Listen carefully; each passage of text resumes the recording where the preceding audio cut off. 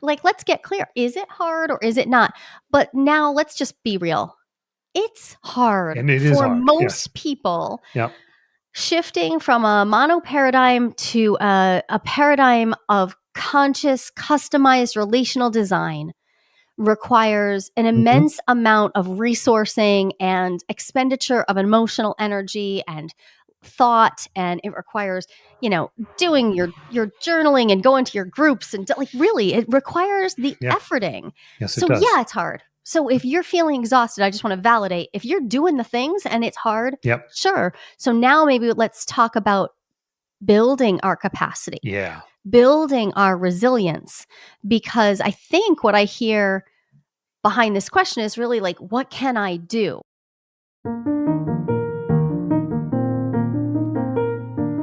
Welcome to Playing with Fire, the podcast for people who are ready to custom build their love.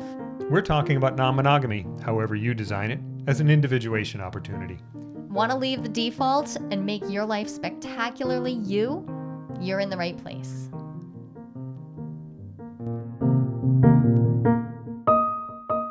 Jolie, we have another episode from a listener question, which I love. Yes, we do love those. I What's the also, question? well, it also happens to be one close to my heart because I've definitely felt this, definitely at the beginning in particular. But At the okay, beginning. At the beginning. That's a million years ago. It's a long time ago, but I remember it keenly. The question was, I know why I wanted to try non-monogamy, but right now it just feels exhausting. How do I keep going when it feels like too much? Oh, That yeah. happened a lot early on. I'm like, wow, this just goes on. It never stops. Especially, okay, let's specify the beginning you're talking about. You mean when I showed up on the scene? Because you've been non-monogamous in a way that was very low effort. Low competence. Yeah. But low effort. Like you literally just didn't put a lot of effort in Didn't and do got anything. the results that you would expect from that. And then I That's showed right. up on the Ask how scene that went. Yeah. and I really wanted to do this. I wanted the negotiations and I wanted the clarity and I wanted Yep. the emotional competence. And so yeah, maybe I changed the why. Yeah. But I like this question because persistence, right? Yeah. Persistence in the face of something being challenging, even something you want. Like we talk a lot about having your poly why, your non-monogamy why, having your reason. But okay, I hear this person, like they remember the why, but still they're tired. But they're tired. And persisting. I liked your use of that word. Persisting at what? Am I persisting at simply enduring? Like this is really uncomfortable and okay, I'm just going to deal with it.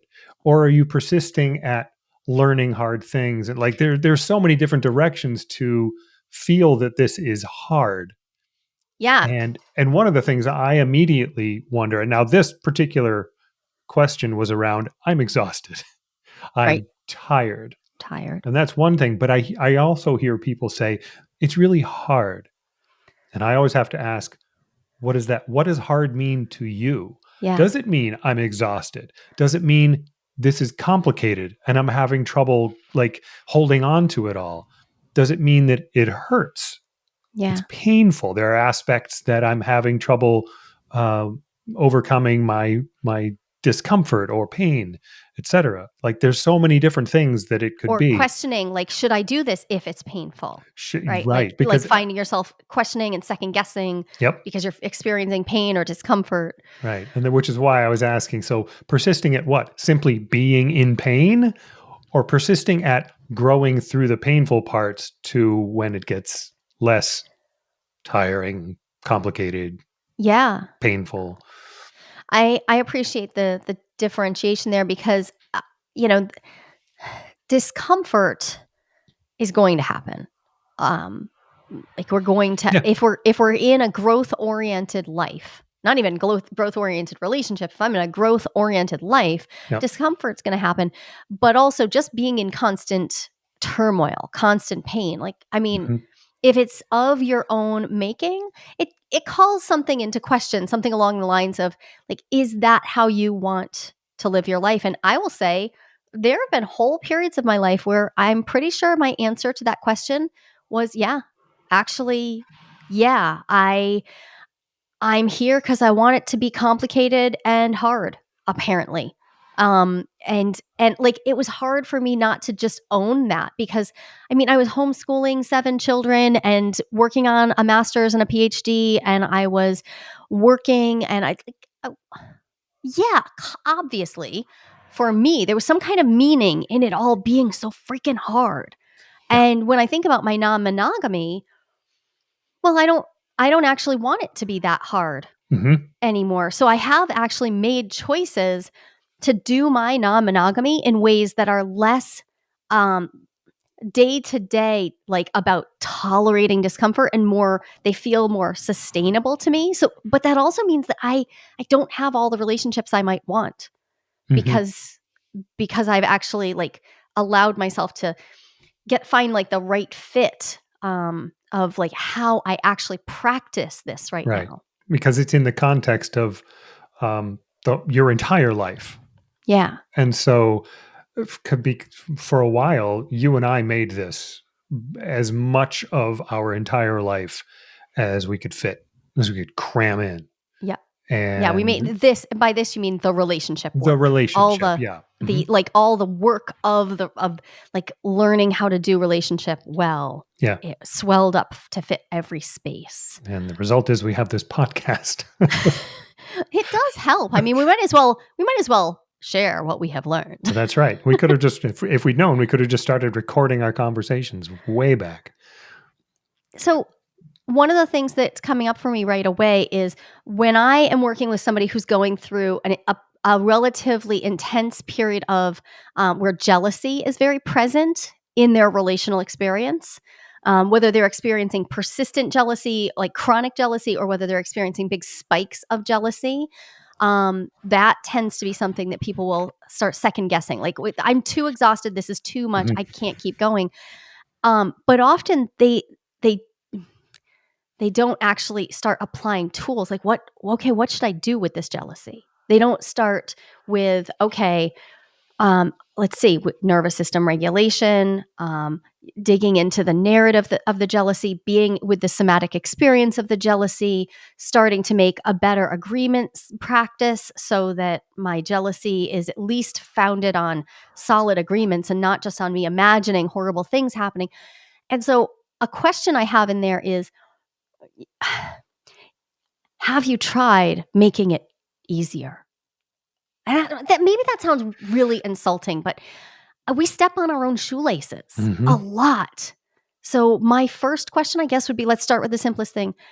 Have you regulated? Have you put some nurturing practices into your life? Because when I find that I'm overwhelmed and I don't want to keep going with my complicated relationships, I often look around and see the very first thing I dropped was taking care of my body, taking care of Right. me. And that only made everything worse. Um, and another big thing that comes up, of course, is scheduling strain, right? Like we're overbooked. Mhm. Maybe this person has spread themselves a little thin. Have you actually built the polycule of your dreams? But it takes a lot of time. Like, literally, it takes a lot of time. Like, you're sending 5 good morning messages, and you're trying to balance time out and time with your kids and time to do your are you burnt out because maybe that's just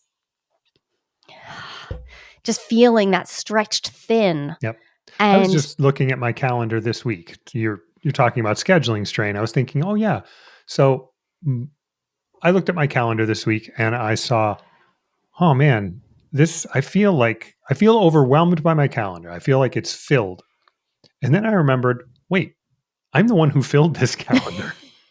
There isn't anybody forcing stuff onto my schedule. And to your point of making things easier, I looked at it and said, okay, are these all things I want to do? If I took one off, what would I do instead? yeah. How can I make this into a calendar that doesn't scare me, but instead is just represents what I'm doing? So And that was very helpful just to think about that and remember, oh, This was me. I did this. So you empowered yourself. I You empowered myself. reinstalled, I you plugged back into the reality I that you had made choices. Yep, I pulled my agency back up. Yeah. Oh, yeah. Mhm. Pull when your agency is one of those quitter socks that's falling down around your ankles. Yeah, you got to pull that Yep. shit up. Um, I appreciate that because I am living life next to you and working with you, and when you lose your sense of agency, I feel it ripple across our house and across all of our relationships. Yeah. Um, and I think back to the early days when you were you had overextended in many ways, but you also had presented an image of, "I know how to do this non-monogamy thing. It'll be fine." So you were in over your head Yeah. I and you was had in overhead and I was protecting a facade. yeah, So I right. couldn't say, "Oh, I need to back off." So another thing that comes to mind is have you properly assessed your actual capacity? Right. Do you even know how to do that? We have a regular capacity check-in that we do to kind of like individually check in what's going on. And when I say capacity check in, I'm thinking about the different domains of life. My physical capacity, my how is my sleep and rest time, and my nutrition and my movement, like how is my chronic pain doing, all of that stuff. Mhm. But then my emotional bandwidth, and how's the actual stuff, like how much stuff is on my plate. Like when I'm Yep. enrolling new cohorts of the year of opening, those first couple weeks, I've got lots of new people who are in my world, and I'm trying to make sure everybody knows where everything is, and we're yeah. My bandwidth is lower. Capacity check-ins have helped me get realistic. That's not even about Yeah. I mean, it's nice to be able to share that with you, but that helps me keep in check my desire to open up the dating apps and go catch another one. Right, because Because you I can look and say, "Oh, well, that sounds fun in that on schnoz day when I don't have anything planned." yeah. Yeah. So that's what's been helping me from spreading myself too thin. Mhm. It also reminds me that it like because I have a section on there that's about joy. It reminds me to check in with, am I just doing the things that I have to in life? The things that I've determined are necessary to like Mm. make the wheels of life turn. And then my non-monogamy, my relationships, my loves, my beloveds, my friends, those all feel like they're stretching me too thin because I have not appropriately prioritized joy and fun and playfulness. Yeah. Maybe I haven't done that. And I say that with an awareness that that takes, I mean, we're living in a capitalist society. It takes a fair amount of privilege to have that flexibility too. Yeah, it does. Mhm. So realistically, it's odd how part of why I do non-monogamy is to have a broader community. And having a broader community sometimes leaves me feeling stretched thin. And b- having a broader community also fills my cup and makes me feel like I have more resources. It's paradox that I have to just Yeah, it's a bear. paradox.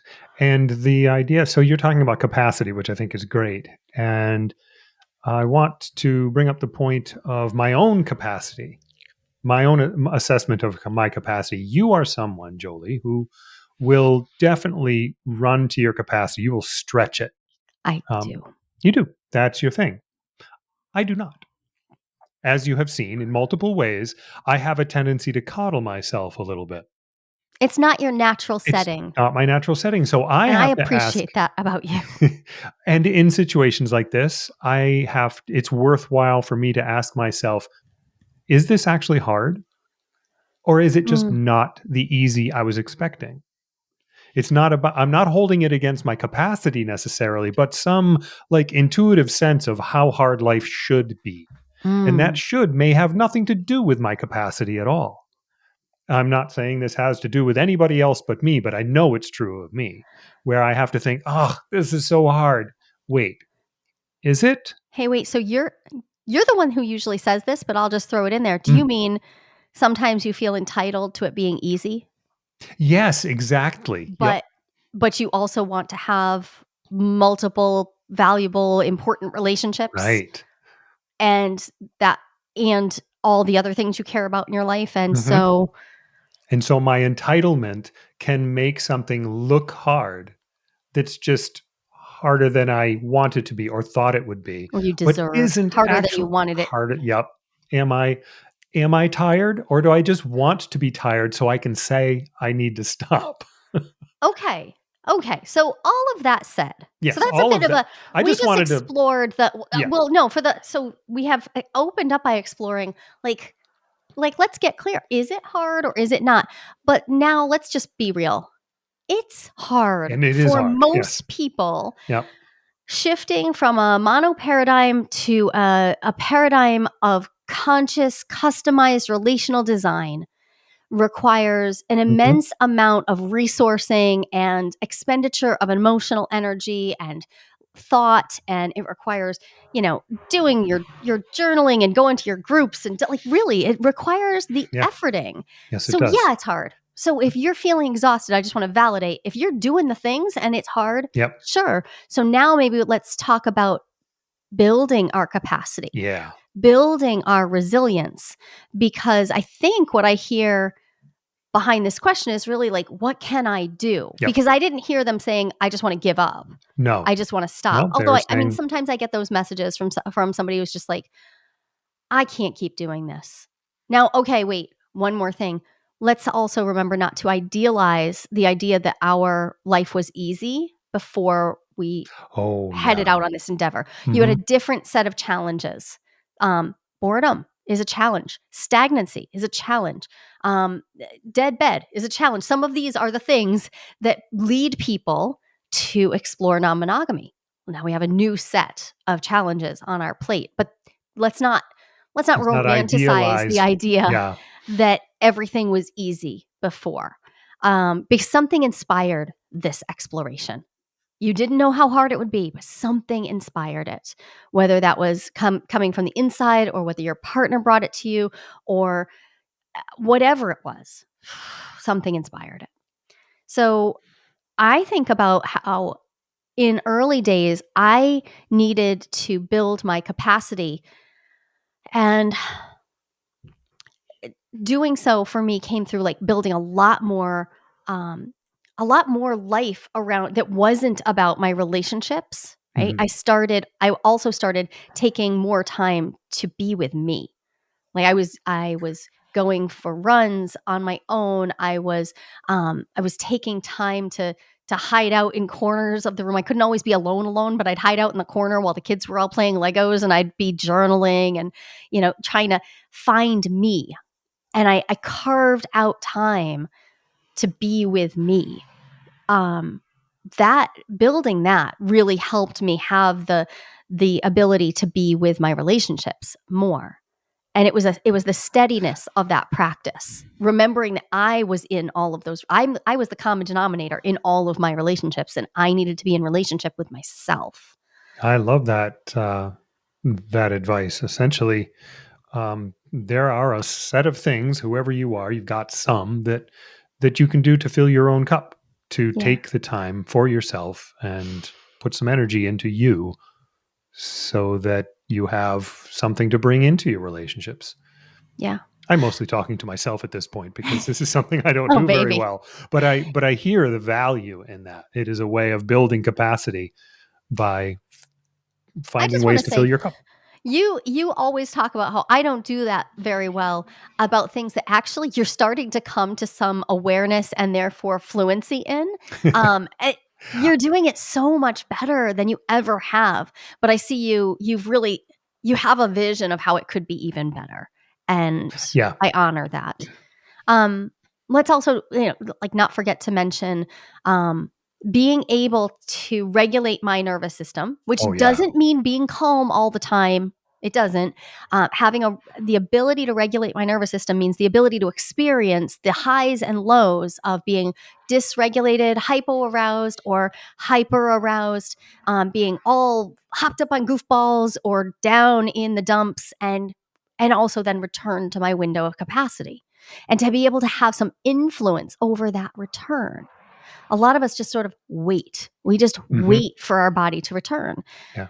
Having built a set of tools up so that I know, like, okay, wait, I can do some breath work. I can take some grounding movement action. Yeah. I can go actually do the practices that take 3 to 30 minutes, depending on what I've got available, and proactively refill my cup. Yeah.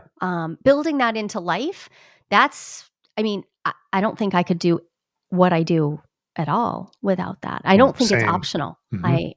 And the magic of learning that I could bring agency, my own agency, into my dysregulation rather than being, oh, I'm all messed up. Okay. I guess later I won't be. Yeah. The I can't magic wait of till the saying, oh, stress here's passes. right. I can't wait until whatever happens. Having the agency to take the steps, all, it made the dysregulation actually less unpleasant, just knowing that, okay, well, there are things I can do for this. So I can maybe just deal with it for now and then I'll fix it when it's time. Right. That was Okay. amazing.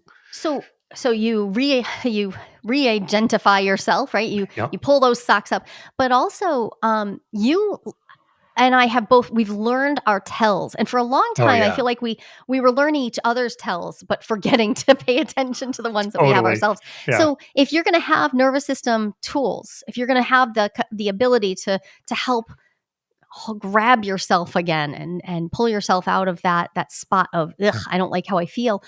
Well, it's easier if I can recognize what dysregulation looks Yeah. and sounds like in me. What does it look and sound like in you? I mean, I know what I look for One of when I'm looking for your dysregulation, but what do you one of the look? first things I notice is my voice gets high. Like when I'm interacting with people in Yeah. particular, when my voice starts to get kind of high and like sometimes I talk like this, Yep. but that's not my relaxed centered voice. And so when I Yeah. start to feel it in my throat and see and hear it, also I start dropping things. Oh. Oh, yeah.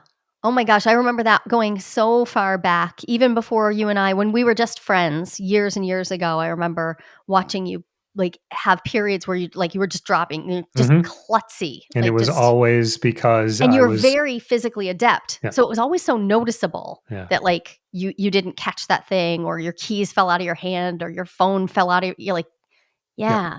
yeah. I Um, dropping things is a big tell for me, and so a bunch of somatic cues. I mean, some of them are like really significant, like um, it feels like my legs are vibrating, like stress. You know, I yeah. know when I'm in it deep, but catching those ones that are on the down ramp Yeah. are very helpful, and there are some cognitive ones too.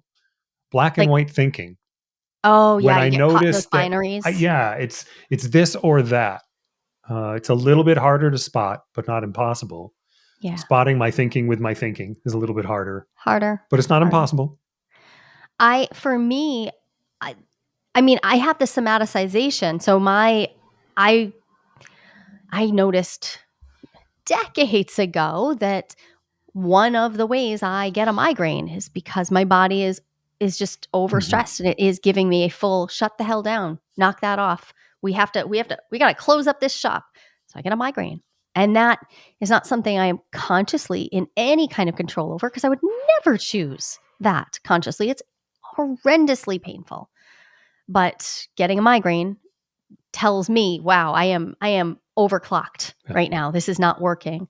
Um, and I also, of course, I can always notice it in my fidgetiness. Like Mhm. I have Oh, several yeah. ways that I move my fingers. They're very specific. They're actually exactly what my mother did when she was dysregulated. Now I look at my Mhm. hands and I'm like, oh, as I get older, I know what those hands look like. That is a dysregulated mom. Yeah. Sherry's right there. Um, there's also, I think the voice thing, yeah, I mean, our voice register does tend to, it's such an easy tell, and I lose my balance. I don't Mm. Mhm. necessarily drop things more, but I start to feel kind of just off balance, and my balance is something that I count on. Like, I my balance is a strength for me, but then it will just be not quite Yeah. there, um, and I get aggressive. That's my other big tell. I get a Oh, short yeah. fuse. Right. I like, so emotionality, I get a short fuse. And the faster I can notice that I am having one of these tells, and then recognize that I have a choice to actually interact with them. What's the message here? What do I want to do about it? I can't always do the same thing. So it really helps to have a variety of options. But the thing that's standing out to me about this particular question is the story behind it. Mm. I'm hearing a person say, so I know I got into this and now it feels exhausting. And what I want to ask is, tell me what the story is. What's the story you're telling yourself about how it's exhausting? And what does that mean about you? What does that mean about your relationships? And I would ask them to sort of dig into that because, yeah, there are all these physical clues, but right there, right at the beginning in this question is a narrative clue. What's the story? What does it mean that it feels like too much? Hmm. What does it mean for relationships to be too much or for you to have chosen a relationship style that you're not yet fluent in? You don't yet know how to move in it with ease.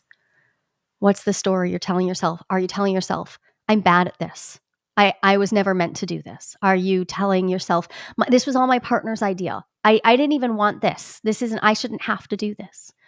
Are you telling a story that it would be easier? Just go back to monogamy. It would be easier. It was easier before. Um, are you caught in the story that if it was meant to be, it would be easy?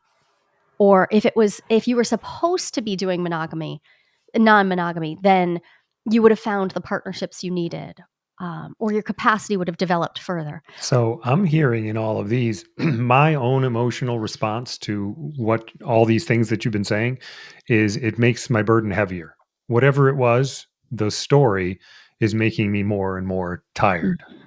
Yeah. Um, so I can see what you mean. Yeah. What is the story behind it? Is it serving you? Okay. So now we're talking about what? Okay. Marion Woodman has this great quote. I think it's in The Ravaged Bridegroom. Marion Woodman is a pioneer in the field of somatics and depth psychology. Um, and she wrote, the work of the soul is not to eliminate difficulties, but to deepen our capacity to live with them. That sentence is infuriating, but I find it also very grounding. Wait. My soul, what if my soul is here and making some of this mess because the mess, this stuff that I'm saying is too hard, too much, too whatever, is how I am. It's what I'm doing while I'm here. We get to choose, like we get to decide to have a different set of difficulties, Right. Yeah. but that's it. Like this is leading me now to think about James Hillman's work of ensouling. What if I find the meaning in all this disruption that I'm experiencing, all this challenge, and my meaning making function is a huge asset in any difficult experience, in any act of persistence. If I can make meaning out of what I am doing, all of a sudden it is, yeah, it's still incredibly challenging, but it is not grinding against my soul. It's instead like, Yeah. yep, I'm here. I have purpose. There is meaning to this. There's meaning in this mess. And especially when that meaning is not just about, well, I want to be with my partner, so I have to. I want it to be, what's the meaning in this for me? So this is getting like deeper than just a simple why. But what about when we really dig into, well, I want to unpack my all the ways that ownership has been tied to love and belonging in ways that I never asked for, but I was presented a set of scripts. What if you want to? You've made such amazing ground in moving out of patriarchal Mm. entitlement and moving into awareness of being in truly consensual relating. And you've done it through all of these so-called difficulties Yeah. and exhausting challenges. Yeah. But even if you never had another romantic relationship with anyone your whole life, you are just, you're an amazing person. And the way that you got there was by doing this heavy lifting. That I know you are motivated by things like, yeah, well, I really want to have sex with these people. Hmm. And I really want to go on dates with those people. And I know that was the original motivation, but the bigger picture, can you zoom out Can you and zoom out and see? see what's how are you growing in this? Yeah. Not just what relationships are you developing and tending, but how is your own self growing? Yeah. That's really Yes. good. So the depth psychologist James Hillman, who wrote Revisioning Psychology, The Myth of Analysis, he wrote also The Soul's Code, which is probably his most well known book because it was popular toward the end of his life in the late 90s. Hillman talked about how like you're growing into yourself, and to allow yourself to be like called forth by these challenges, to allow yourself to become, um, it requires us to see how we're we're laying our life on the altar of, how he would put it is, you're laying your life on the altar of some god, and he's talking about the polytheistic sense of god. Like you're laying your life and having the troubles that come with aligning with something. um I've laid a whole lot of my life and my troubles at the feet of Hera, the goddess most associated with marriage and jealousy. My work is not surprising from that perspective.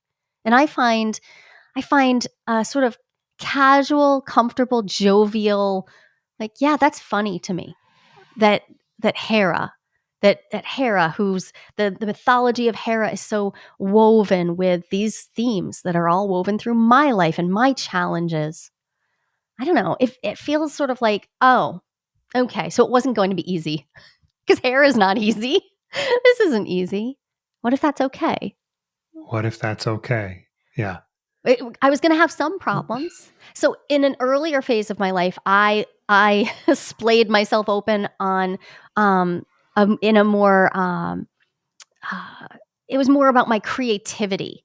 It was Hephaestus. It was making things, and I spent all my energy on that, and I made up all these huge problems in my life because I was constantly making things, and I was in like true like making things with my hands. That's that's where all my problems were too. Mm. So the question that Hillman asks us to contemplate is: so which problems do you want to have? There you go. You have some agency, but you don't get to just opt out of having so-called problems, because problems is just a way that we label being alive. Like, yeah, we're Yep. we're doing stuff. um I don't know about you, but I also had to let go of the fantasy that polyamory was going to be like utopian. We had an early time when Oh, we sure. thought Yep. We that. did have some time where it was like, oh, this is the answer. Yeah, like, And no, and it's just a way, yeah, just a way. it's But just yeah, a way. that It's that not better, it's not utopian worse. vision of an answer to our problems. And Yeah. as you were just saying, no, it's just a different set of problems. Yeah. And I love it because I feel how I get more access to people mirroring back the good and the bad in me. I Hmm. get more chosen family. I get really creative, emotional intimacy, and I get a more diverse experience of my sexuality. Like, I love all that. Yeah. So it's worth it. It's worth it. I literally, like, I weigh that out, and yep, it's worth it. The and all those joys, those new ways of experiencing life in this different way of relating.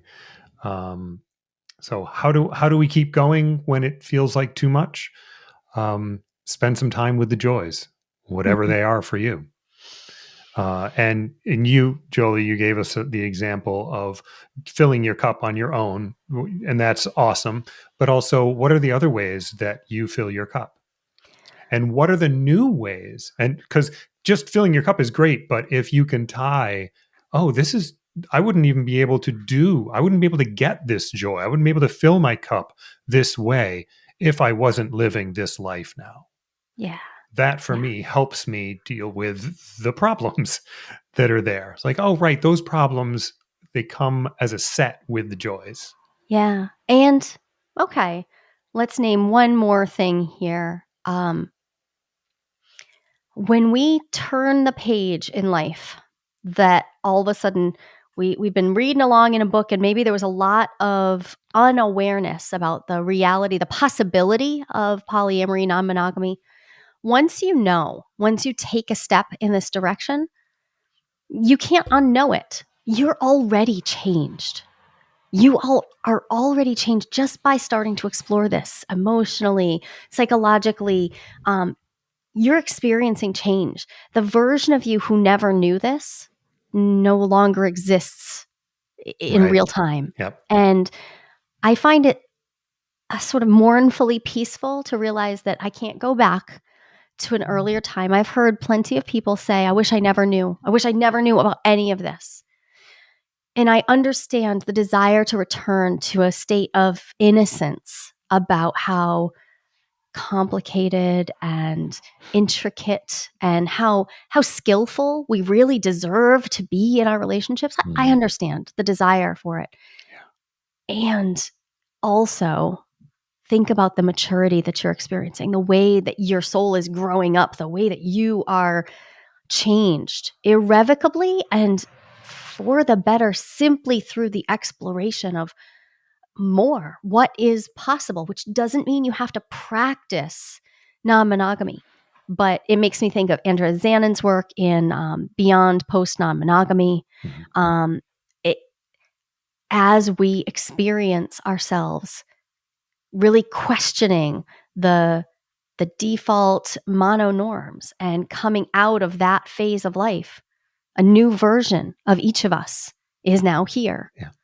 I find it peaceful to remember that the effort that I've put in it's not been wasted. That's my individuation work. That's what's been happening. Maybe I am not getting the payoff or the outcome that I thought I would out of my non-monogamy. But then ask yourself, have you achieved more differentiation?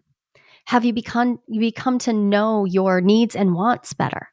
Have you started understanding what a boundary is and how you get to hold your boundaries? Have you started to converse with people with a lot more focus on honoring their emotional autonomy? Have you started to actually look at individuals and not just see couplehoods, but look at every individual, no matter what kind of relationship structure they're in? All of those, all of those are moves toward a more individuated you. And therefore, they are moves to help the collective experience more individuation, more a relief from the pressure to conform to one mononorm, to one rule. And I thank you. I am really grateful. I am really grateful that you are willing to persist in the face of dogmatic norms, Mm. persist in your exploration. It's a gift to humanity. It is that's exactly right. So if you're out there and doing this work, we would definitely need to add, if it's feeling like too much, we've given you a bunch of ways to help yourself. Also, look to the people around you to help you. Yeah. Lean on your support system. Find those people who can reflect to you some of what we're reflecting to you today. Right. And there are communities for you to be in. We have a Playing with Fire AMA that meets regularly to chat about what's coming up here in the podcast. Yeah. We also have the Year of Opening, which is a program and a community that perpetuates long after you graduate from the actual Yeah. learning portion of the program. We are there. We have members who've been with us for years and years and years. The community is a resource. There are also other communities.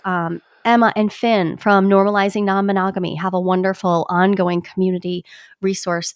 You may also have local communities. So if you don't currently have a support system, now might be the time Yeah. to resource yourself, to reach out. And if you're just at the beginning of this journey and you're gearing up, now's the time. Now's the time to make a more resilient basis for yourself.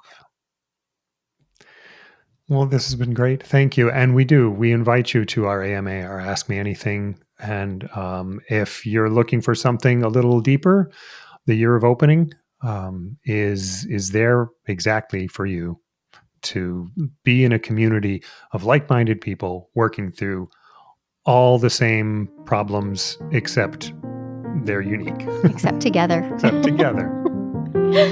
Thanks, Ken. Thanks, Jolie.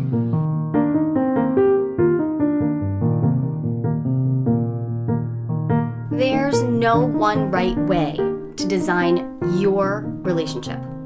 And lots of people, actually about 25%, according to a recent national survey, are interested in some type of open relationship. But how do you know if you are ready to open up happily? Not everyone is, and that's no problem. I've got a 60-second quiz that will give you the answer. And even better, you'll walk away with your next step, whether you're good to go or not so much when it comes to opening up. And this is no BuzzFeed nonsense. I personally designed this quiz from my years of academic research. Go to joliequiz.com. That's JOLIQUIZ.com and find out if you're ready to open up happily and what to do if you are or if you're not.